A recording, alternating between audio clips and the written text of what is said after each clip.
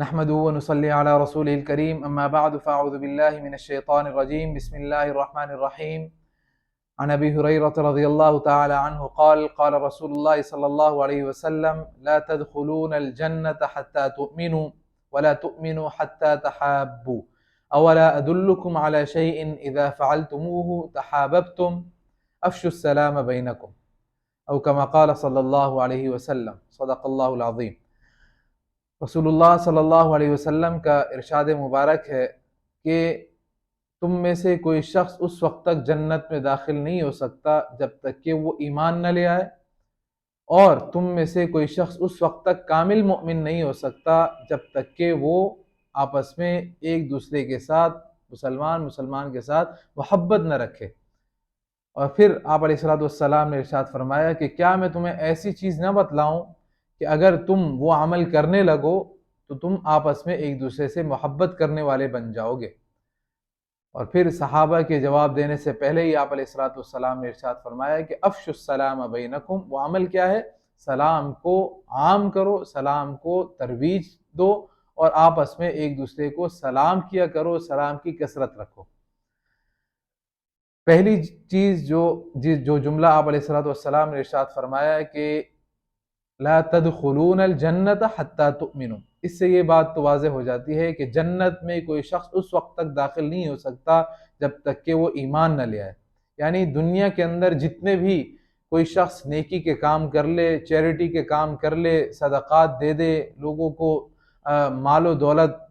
دے، ان کی پریشانیوں کو دور کرے، مظلوموں کی داد رسی کرے اور بیواؤں یتامہ مساکین کے ساتھ تعاون کرے، ہر طرح سے ان کی مدد کرے اور ان کے ساتھ ان کے معاملات کے اندر ان کا خیال رکھے، اور دیگر جہاں کہیں ضرورت پڑے کسی کی کوئی مشکل آسان کرنے کے لیے تو اس مشکل کو آسان کرنے میں وہ پیش رہے۔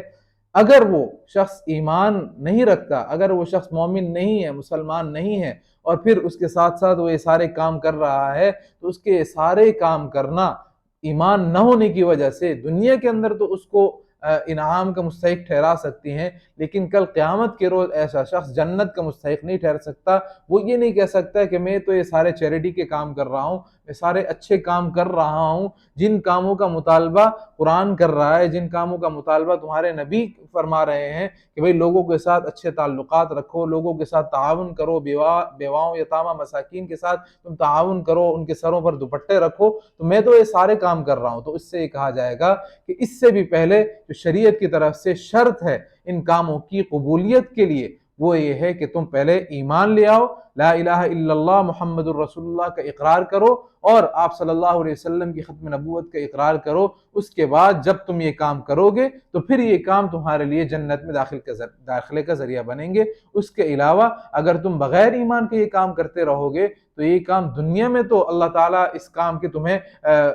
منافع عطا کریں گے، اس کام کے اوپر تمہیں نوازیں گے، لیکن کل قیامت کے روز اللہ تعالیٰ کا ایمان نہ ہونے کی وجہ سے اللہ تعالیٰ تمہیں ان کاموں کی وجہ سے بخشیں گے نہیں، بلکہ تمہارے غیر مسلم اور کافر ہونے کی وجہ سے تم جہنم کے مستحق ٹھہرو گے۔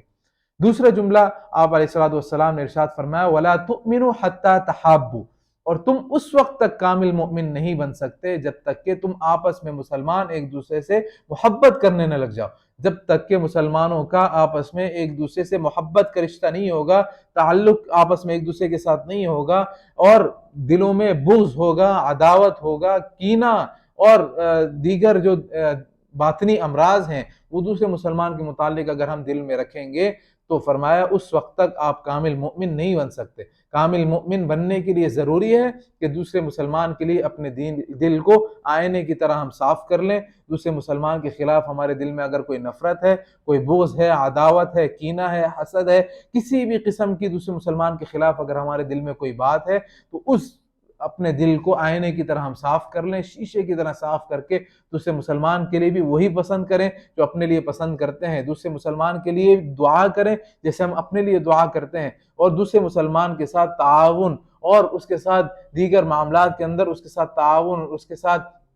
تعلقات کو نبھانا، یہ سارے صلہ رحمی کرنا، یہ سارے کے سارے معاملات جن کے شریعت نے حکم دیا ہے اس کو اپنانے کی کوشش کریں گے تو ہی ہم کامل مومن کہلائیں گے۔ اگر ہمارے اندر دوسرے مسلمان بھائی کے لیے دل میں کینہ ہے، بغض ہے، عداوت ہے، تو پھر ہم اس وقت تک کامل مومن اس حدیث کی روح سے نہیں بن سکتے۔ تیسرا جملہ آپ علیہ الصلوۃ والسلام نے ارشاد فرمایا کہ کامل مومن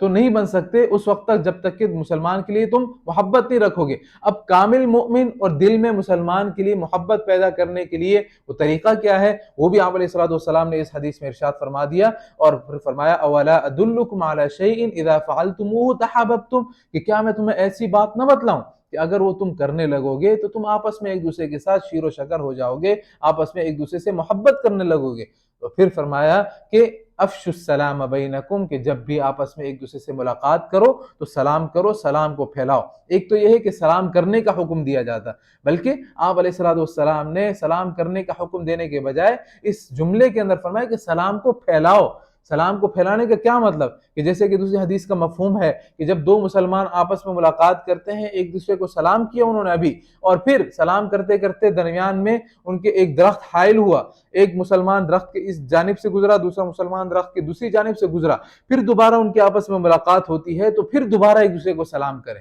تو یہ سلام تو وہ بابرکت الفاظ ہیں جو کسی بھی دوسرے مذہب کے اندر ہمیں نہیں ملتے۔ دوسرے کسی بھی مذہب کے اندر اگر آپ ان کی دیکھیں گریٹنگز کا جو طریقہ ہے، کوئی گڈ مارننگ کہہ کر ایک دوسرے کو کہتے ہیں، کوئی ہیلو کہتا ہے، کوئی ہائی کہتا ہے، کوئی گڈ ایوننگ کہہ رہا ہے، کوئی